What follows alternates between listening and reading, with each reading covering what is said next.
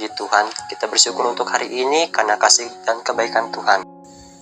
Perkenalkan, kami adalah siswa-siswi SMA Negeri 1 kelas 12 MIPA 5 kelompok 5, Giovanni, Jelvi, Mikael.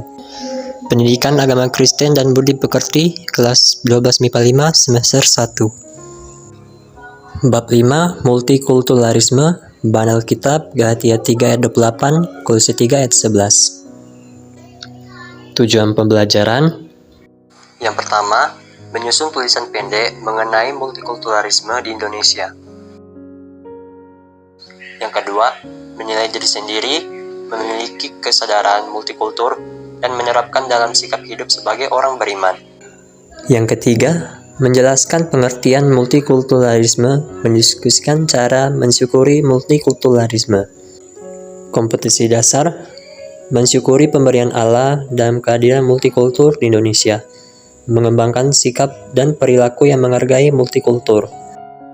Pengantar merupakan topik penting untuk dipelajari oleh siswa SMA.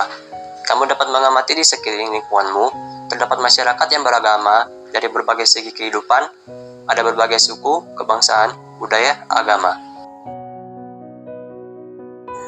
Semua kenyataan itu bukan baru disadari pada masa kini, namun sejak zaman perjuangan kemerdekaan, para pendiri Republik ini telah menyadari kenyataan tersebut. Mengapa topik multikulturalisme penting untuk dipelajari? Ada beberapa alasan, yaitu: yang pertama, memberikan wawasan dan pencerahan mengenai apa dan bagaimana multikulturalisme itu.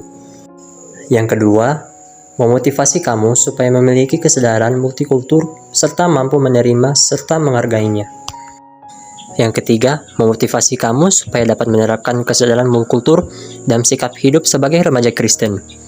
Pengertian multikulturalisme.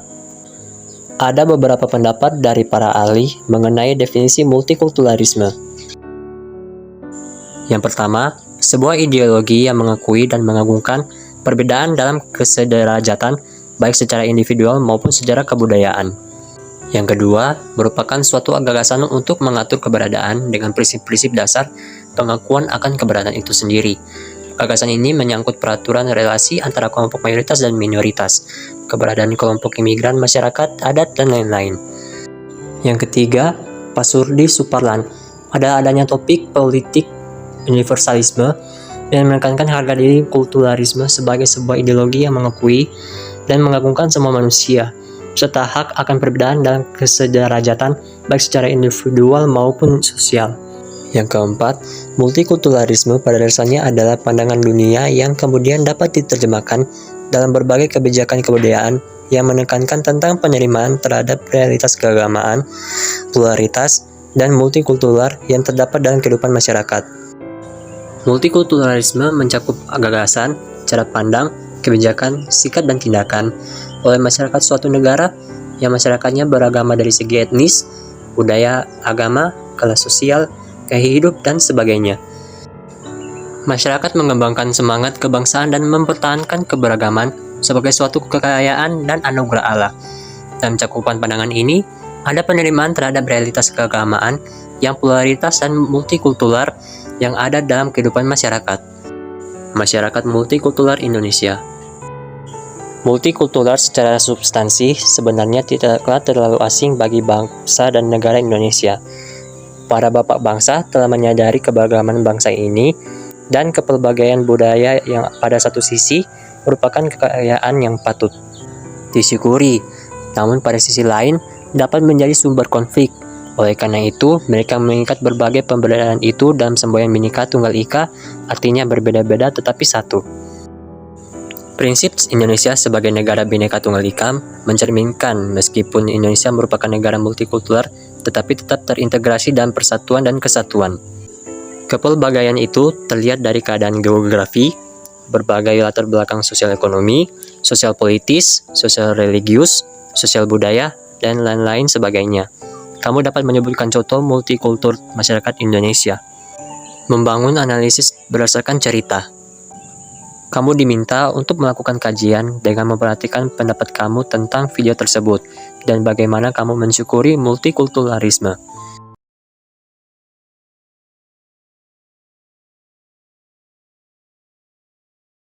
Kenapa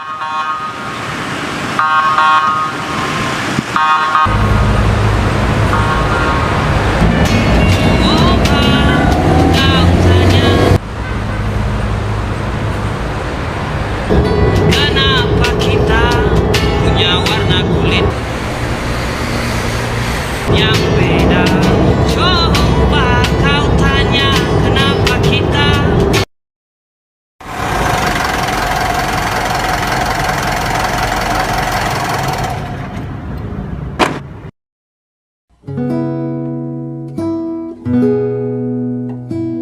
Pernahkah kamu berpikir, mengapa ayahmu seorang Jawa, sedangkan ibumu seorang Padang? Pernahkah kamu berpikir, mengapa kulitmu gelap sedangkan kulitnya terang?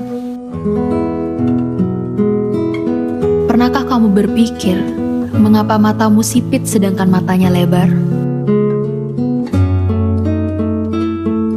Pernahkah kamu berpikir, mengapa rambutmu keriting sedangkan rambutnya lurus? Pernahkah kamu berpikir, mengapa kamu dilahirkan menjadi seorang Indonesia? Dan pernahkah kamu berpikir, mengapa kamu menjadi seorang kamu? Itu semua bukanlah hal yang bisa kita minta, bukan hal yang bisa kita ubah. Pada hakikatnya, semua ras sama, setara. Pada hakikatnya, semua memiliki hak yang sama untuk hidup dan menghidupi.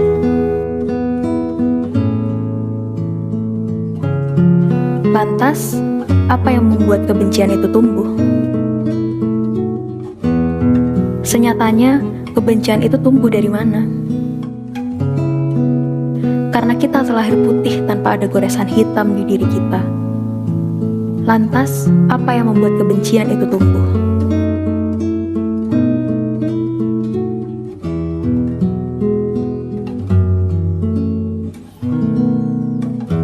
Bangsa Indonesia yang tidak jarang dan sering sekali terjadi tragedi-tragedi yang memanfaatkan celah dari banyak perbedaan sebagai akar dari pecahnya bangsa ini.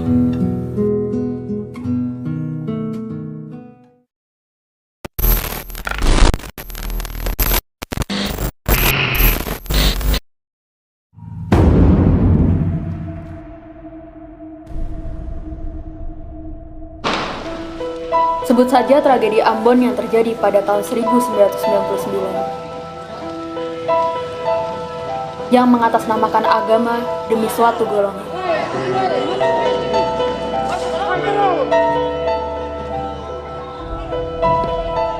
Apa yang kita dapat dari itu semua? Kebrutalan, korban jiwa, penghancuran tatanan hidup masyarakat, pembakaran rumah ibadah. Apa yang kita dapat dari itu semua?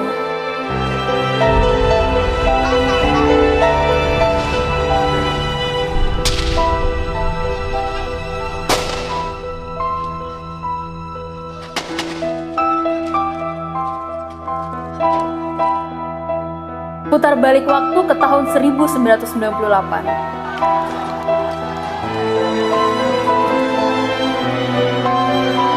Di mana sebuah etnis menjadi korban atas pelampiasan yang mengatasnamakan perubahan. Itukah yang disebut dengan perubahan? Apakah perubahan harus disertai dengan regang nyawa serta kerusakan? Di manakah implementasi dari sila kedua? Apakah Indonesia didirikan hanya untuk sesuatu orang saja? Hanya untuk sesuatu golongan saja? Apa yang terjadi apabila Indonesia yang sudah merdeka ini hanya mengagungkan satu orang? Hanya untuk memberikan kekuasaannya pada satu golongan? Saudaraku, Indonesia ada dan berjalan atas dasar semua untuk semua. Bukan untuk satu orang, bukan untuk satu golongan, bukan untuk mayoritas beragama apa, tapi untuk semua. Semua untuk semua. Kenapa? Karena kita majemuk. Karena kita disekelilingi oleh banyak perbedaan. Perbedaan budaya, perbedaan ras, perbedaan warna kulit, tak terkecuali perbedaan kepercayaan. Lantas, sudah saatnya kita pertahankan indahnya keberagaman dalam kemajemukan antara mayoritas dan minoritas rasa Nusantara. Memang kita bukan sedarah, tapi kita hasil dari sejarah. Dan kita setanah, tanah air Indonesia. Bhinneka Tunggal Ika dengan dasar Pancasila. Meskipun kamu hidup di abad modern, namun masih banyak orang yang bersikap eksklusif, yaitu memandang dirinya, keluarganya, kelompok suku, agama maupun kelas sosialnya sebagai pusat kehidupan, serta tidak ada keterbukaan dan solidaritas terhadap orang yang berasal dari luar kelompok mereka. Kata Alkitab mengenai multikulturalisme. Alkitab tidak berbicara secara khusus mengenai multikulturalisme, namun dalam kaitannya dengan kasih, kebaikan, kesetaraan, dan keselamatan, itu diberikan bagi semua manusia tanpa kecuali. Dalam Alkitab Perjanjian Baru, Galatia 3 ayat 28, tertulis semua manusia yang berasal dari berbagai suku, bangsa, serta kelas sosial diperhatikan dalam Kristus. Artinya, kasih Kristus diberikan bagi semua orang tanpa memandang asal-usul mereka. Kolose 31 ayat 11 lebih mempertegas lagi bahwa Kristus adalah semua dan di dalam segala sesuatu. Sebagai remaja Kristen dalam membangun multikulturalisme harus berpedoman pada ajaran iman Kristen, bergaul dan kerjasama dengan orang-orang yang berbeda suku, budaya adat istiadat, kebiasaan, cara pandang, cara berpikir, dan agama yang berbeda diharapkan semakin memperkuat iman kamu kepada Allah. Mengapa? Karena dari keberagaman itu, kamu dapat merenungkan betapa luar biasanya Allah yang telah menjadikan manusia dalam keberagaman. Dengan begitu, kamu dapat menerima dan menghargai berbagai perbedaan yang ada. Tuhan Yesus sendiri mengemukakan sebuah cerita mengenai seorang Samaria yang murah hati untuk menjelaskan pada para pendengarnya mengenai siapakah sesama manusia dan bagaimana kita harus mengasihi. Cerita mengenai orang Samaria yang murah hati mewakili pandangan Yesus mengenai kasih pada sesama, bahwa semua orang tanpa kecuali terpanggil untuk mewujudkan solidaritas dan kasih bagi sesama tanpa memandang perbedaan latar belakang.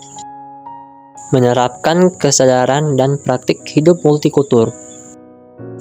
Tuhan menciptakan manusia dalam kepelbagaian supaya dapat saling mengisi dan melengkapi satu dengan yang lain. Dalam diri manusia juga dianugerahi kebaikan dan kemampuan untuk beradaptasi dengan alam dan lingkungan hidup terutama dengan sesamanya. Manusia juga diciptakan sebagai makhluk mulia yang memiliki harkat dan martabat. Di era modern sekarang ini, masyarakat dunia memiliki kesadaran multikultur yang jauh lebih baik, bahkan pemenuhan hak setiap orang untuk diterima dan dihargai. Dalam komunitas Kristiani, gereja-gereja di Indonesia dibangun atas bangunan suku karena anggota gereja terdiri dari orang-orang yang berasal dari suku, budaya adat, dan kebiasaan serta geografis yang berbeda-beda. Meskipun gereja-gereja nampak memiliki afiliasi dengan suku dan daerah tertentu, namun tetap terbuka bagi orang-orang yang berasal dari daerah, suku, dan budaya lainnya. Ada beberapa nilai yang dapat diwujudkan dalam tindakan untuk memperkuat persatuan sebagai bangsa Indonesia yang multikultur. Yang pertama, pengakuan masyarakat terhadap berbagai perbedaan dan kompleksitas kehidupan. Yang kedua, perlakuan yang sama terhadap berbagai komunitas dan budaya, baik yang mayoritas maupun minoritas. Yang ketiga, kesederajatan kedudukan dalam berbagai keanekaragaman dan perbedaan. Yang keempat, penghargaan yang tinggi terhadap hak-hak asasi manusia dan saling menghormati dalam perbedaan. Yang kelima, unsur kebersamaan, solidaritas, kerjasama, dan hidup berdampingan secara damai dalam perbedaan. Sikap yang harus dihindari dalam membangun masyarakat multikultural yang rukun dan bersatu yaitu: yang pertama, primordialisme. Primordialisme artinya perasaan kesukaan yang berlebihan, menganggap suku bangsanya sendiri yang paling unggul, maju dan baik. Yang kedua, etnosentrisme. Etnosentrisme artinya sikap atau pandangan yang berangkat masyarakat dan kebudayaan sendiri. Biasanya disertai dengan sikap dan pandangan yang meremehkan masyarakat dan kebudayaan yang lain. Yang ketiga, diskriminatif. Diskriminatif adalah sikap yang berbeda-bedakan perlakuan terhadap sesama warga negara berdasarkan warna kulit, golongan, suku bangsa, ekonomi, agama, dan lain-lain. Yang keempat, stereotip. Stereotip adalah konsepsi mengenai suatu sifat golongan berdasarkan prasangka yang subjektif dan tidak tepat. Kesimpulan, Allah menciptakan manusia dalam kepelbagaian suku, bangsa, ras, budaya, geografis, agama, adat, serta kebiasaan. Oleh karena itu, setiap orang terpanggil untuk menerima dan menghargai berbagai perbedaan yang ada secara kritis dan rasional. Dalam bersikap terhadap kepelbagaian, acuan kamu adalah kitab di mana kamu diajarkan untuk menerima dan mengasihi sesama tanpa berbagai perbedaan yang ada. Kamu dapat membangun pertemanan dan persahabatan tanpa memandang berbagai perbedaan, namun harus menyaring hal-hal yang positif dan yang negatif berdasarkan ajaran Alkitab. Terima kasih, Tuhan Yesus memberkati.